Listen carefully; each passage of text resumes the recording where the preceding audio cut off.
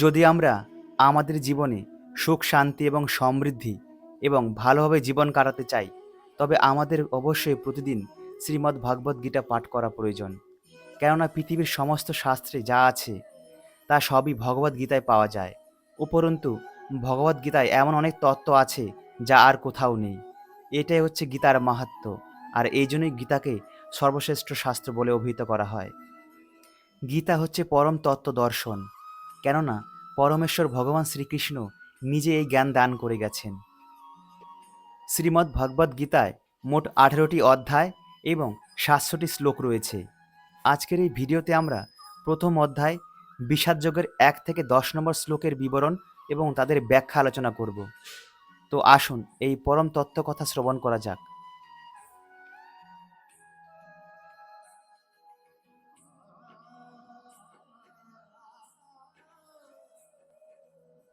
ধর্মক্ষেত্রে কুরুক্ষেত্রে সমবেতা যুযুৎসব মামকা পাণ্ডবাশ্চৈব Kim কুর্বত Sanjay. Dhritarashtra জিজ্ঞাসা করলেন, হে সঞ্জয়, ধর্মক্ষেত্রে যুদ্ধ করার মানসে সমবেত হয়ে আমার পুত্র এবং পাণ্ডুর পুত্রেরা তারপর কি করল?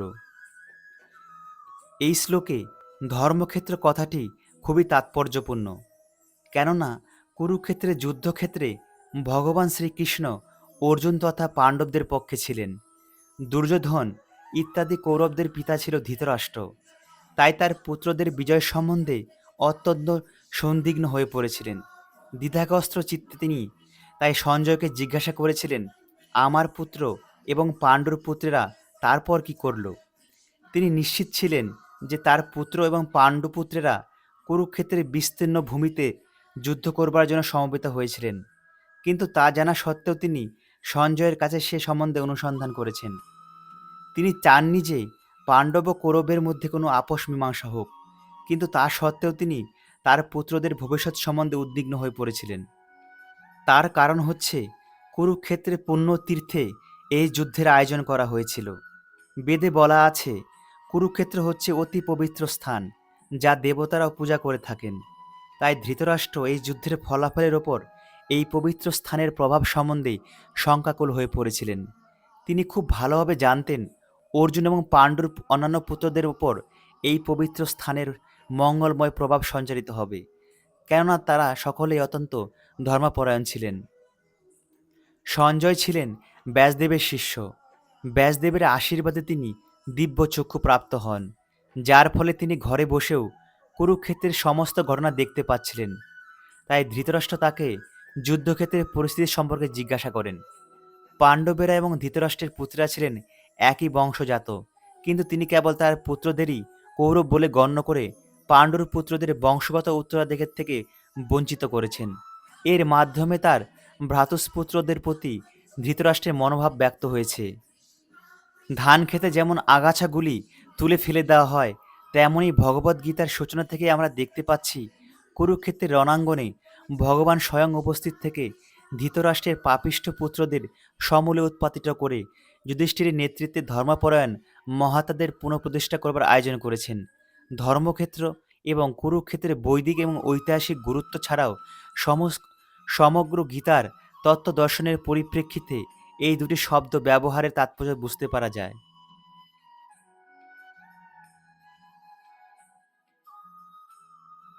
দৃষ্টাতু পাণ্ডবানিকং বূঢ়ং দুর্যোধনস্তদা আচার্য মুপসঙ্গম রাজা বচনম ব্রবৃত। সঞ্জয় বললেন, হে রাজন, পাণ্ডবদের সৈন্যসজ্জা দর্শন করে রাজা দুর্যোধন দ্রোণাচার্যের কাছে গিয়ে বললেন, ধৃতরাষ্ট্র ছিলেন জন্মান্ধ। দুর্ভাগ্যবশত তিনি পারমার্থিক তত্ত্বদর্শন থেকেও বঞ্চিত ছিলেন। তিনি জানতেন ধর্মের ব্যাপারে তার পুত্রেরাও ছিল তারই মতে অন্ধ। তিনি খুব ভালোভাবে জানতেন তার পাপিষ্ঠ পুত্রেরা পাণ্ডবদের সঙ্গে কোনো রকম আপোষ মীমাংসা করতে সক্ষম হবে না, কেননা পাণ্ডবেরা সকলেই জন্ম থেকে অত্যন্ত ধর্মপরায়ণ ছিলেন। কিন্তু ধর্মতত্ত্ব দর্শনে একবার অন্ধ হলেও ধৃতরাষ্ট্র খুব ভালোভাবে বুঝতে পেরেছিলেন যে তার পাষণ্ড পুত্রের ওপর ধর্মক্ষেত্র কুরুক্ষেত্রের প্রভাব মঙ্গলজনক হবে না। যুদ্ধক্ষেত্রের পরিস্থিতি সম্বন্ধে ধৃতরাষ্ট্রের এই প্রশ্ন করার প্রকৃত উদ্দেশ্য সঞ্জয় বুঝতে পেরেছিলেন। তাই তিনি নৈরাশ্যগ্রস্ত রাজাকে সাবধান করে দিয়ে বলেছিলেন, এই পবিত্র ধর্মক্ষেত্রের প্রভাবের ফলে তার সন্তানেরা পাণ্ডবদের সঙ্গে কোনো রকম আপোষ মীমাংসা করতে সক্ষম হবে না। সঞ্জয় তখনই ধৃতরাষ্ট্রে বললেন যে তার পুত্র দুর্যোধন পাণ্ডবদের মহৎ সৈন্য দর্শন করে তার বিবরণ দিতে তৎক্ষণাৎ সেনাপতি দ্রোণাচার্যের কাছে উপস্থিত হলেন। দুর্যোধনকে যদিও রাজা বলা হয়েছে, তবুও সেই সংকটময় অবস্থায় তাকে তার সেনাপতির কাছে উপস্থিত হতে দেখা যাচ্ছে। এর থেকে আমরা বুঝতে পারি চতুর রাজনীতিবিদ হবার সমস্ত গুণগুলি দুর্যোধনের মধ্যে বর্তমান ছিল। কিন্তু পাণ্ডবদের মহতী সৈন্যসজ্জা দর্শন করে দুর্যোধনের মনে যে মহাভয়ের সঞ্চার হয়েছিল তা তিনি তার চতুরতার আবরণে ঢেকে রাখতে পারেননি।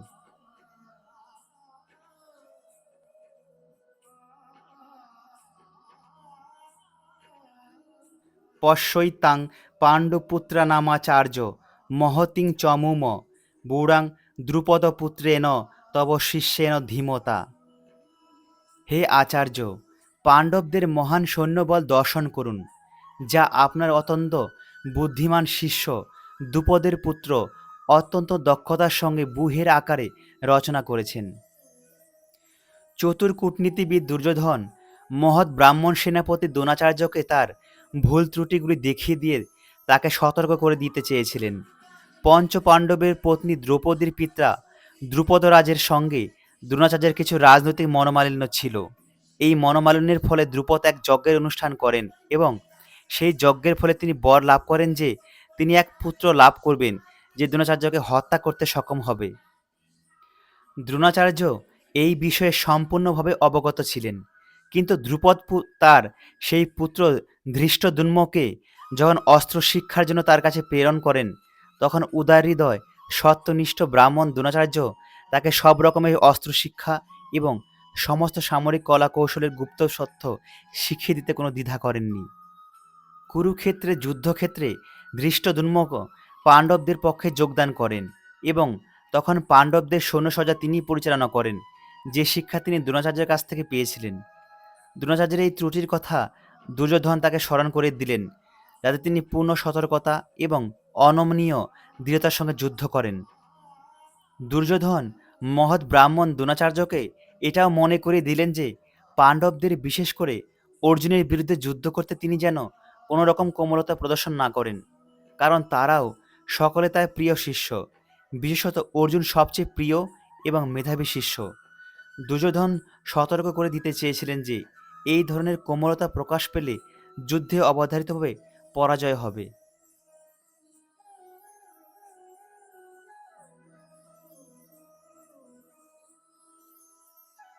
অত্র সুরা মহেব্বাসা ভীমার্জুন সমাযুধি যুযুধান বিরাটশ্চ দ্রুপদস্য মহারথ।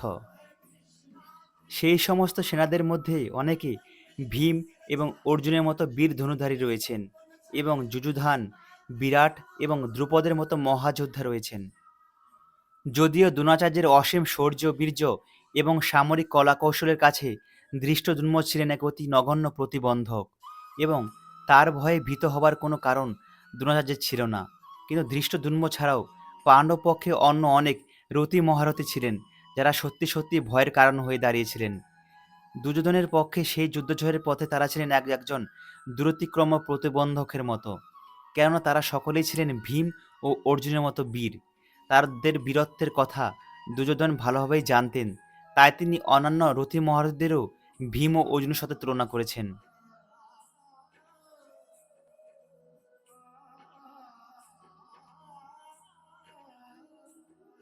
ধৃষ্টকেতুশ্চেকিতান কাশীরাজস্য বীর্যবান পুরুজিত কুন্তিভোজশ্চ শৈবশ্চ নরপুঙ্গব। সেখানে ধৃষ্টকেতু, চেকিতান, কাশীরাজ, পুরুজিত, কুন্তিভোজ এবং শৈবের মতো অত্যন্ত বলবান যোদ্ধারাও রয়েছেন।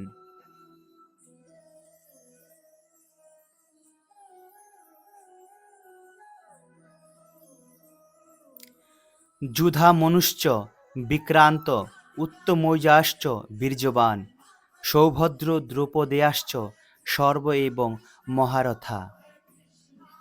সেখানে রয়েছেন অত্যন্ত বলবান যুধামন্যু, প্রবল পরাক্রমশালী উত্তমৌজা, সুভদ্রার পুত্র এবং দ্রৌপদীর পুত্রগণ, এসব যোদ্ধারা সকলেই এক একজন মহারথী।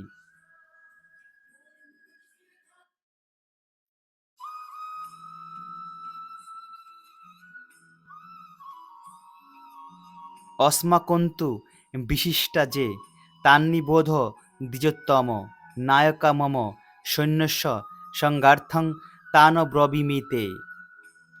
হে দ্বিজোত্তম, আমাদের পক্ষে যে সমস্ত বিশিষ্ট সেনাপতি সামরিক শক্তি পরিচালনার জন্য রয়েছেন, আপনার অবগতির জন্য আমি তাদের সম্বন্ধে বলছি।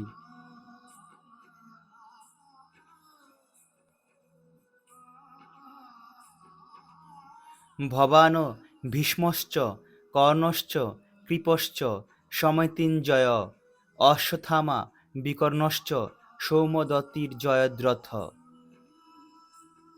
সেখানে রয়েছেন আপনার মতোই ব্যক্তিত্ব সম্পন্ন ভীষ্ম, কর্ণ, কৃপ ও অশ্বত্থামা, বিকর্ণ, সৌমদত্তের পুত্র ভূরিশ্রবা ও জয়দ্রথ, যারা সর্বক্ষেত্রে সর্বদা সংগ্রামে বিজয়ী হয়ে থাকেন। পাণ্ডব পক্ষের রথী মহারথীদের বর্ণনা করবার পর দুর্যোধন তার সপক্ষে যে সমস্ত বীরেরা যোগদান করেছেন তাদের বর্ণনা করেছেন। বিকর্ণ হচ্ছেন দুর্যোধনের ভাই, অশ্বত্থামা হচ্ছেন দ্রোণাচার্যের পুত্র এবং সৌমদত্তি বা ভূরিশ্রবা হচ্ছেন বাল্মীকের রাজার ছেলে। কর্ণ ছিলেন কুন্তির পুত্র। পাণ্ডুর সঙ্গে বিবাহ হবার আগে কুন্তদেবীর কোলে তার জন্ম হয়। কৃপাচার্যের যমজ ভগ্নীদ্বয়ের সাথে দ্রোণাচার্যের বিবাহ হয়।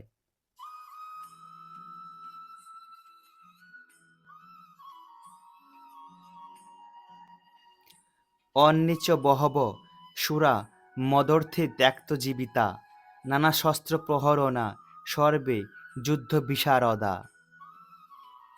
এছাড়া আরও বহু সেনানায়ক রয়েছেন যারা আমার জন্য তাদের জীবন ত্যাগ করতে প্রস্তুত। তারা সকলেই নানা প্রকার অস্ত্রশস্ত্রে সজ্জিত এবং তারা সকলেই সামরিক বিজ্ঞানে বিশারদ। অন্য আর যে সমস্ত বীরেরা দুর্যোধনের পক্ষে ছিলেন, যেমন জয়দ্রথ, কৃতবর্মা, শল্য ইত্যাদি, এরা সকলেই দুর্যোধনের জন্য প্রাণ পর্যন্ত দিতে প্রস্তুত ছিলেন। এখানে স্পষ্টভাবে বুঝিয়ে দেওয়া হয়েছে যে পাপিষ্ঠ দুর্যোধনের পক্ষ অবলম্বন করার ফলে কুরুক্ষেত্রের রণাঙ্গনে এদের সকলেরই মৃত্যু অবধারিত ছিল। দুর্যোধনের কিন্তু দৃঢ় বিশ্বাস ছিল যে উপরোক্ত এই সমস্ত বীরপঙ্গবেরা স্বপক্ষে থাকায় তার জয় অনিবার্য।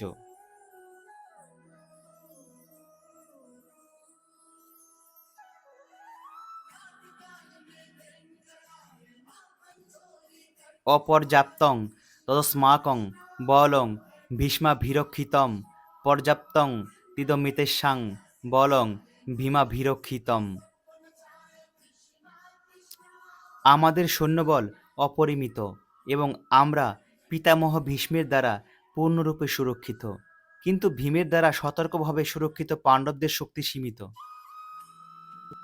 এখানে দুর্যোধন পাণ্ডব পক্ষ এবং কৌরব পক্ষের সামরিক শক্তির তুলনা করেছেন। পিতামহ বীরশ্রেষ্ঠ ভীষ্মদেবের রক্ষণাবেক্ষণাধীন অমিত শক্তিশালী এক সৈন্যবাহিনী ছিল দুর্যোধনের সপক্ষে। অপরপক্ষে পাণ্ডবদের সৈন্যবাহিনী ছিল সীমিত এবং তার সেনাপতি ছিলেন ভীমসেন, যার শৌর্যবীর্য এবং সৈন্য পরিচালনার ক্ষমতা পিতামহ ভীষ্মদেবের তুলনায় নিতান্তই নগণ্য ছিল। দুর্যোধন চিরকালই ভীমের প্রতি ঈর্ষান্বিত ছিলেন, কেননা তিনি জানতেন ভীমের হাতে তার মৃত্যু হবে। কিন্তু ভীষ্মের মতো বিচক্ষণ এবং দুর্ধর্ষ যোদ্ধা তার পক্ষের সেনাপতি থাকায় তিনি নিশ্চিতভাবে ধরে নিয়েছিলেন জয় তার হবেই। দুর্যোধনের প্রতিটি কথাতে বোঝা যাচ্ছে যুদ্ধজয় সম্বন্ধে তার মনে কোনো সংশয় ছিল না। বন্ধুরা, পরবর্তী শ্লোক শোনার জন্য বিষাদযোগের দ্বিতীয় পর্ব ফলো করুন। সবাই ভালো থাকবেন, সুস্থ থাকবেন। রাধে রাধে।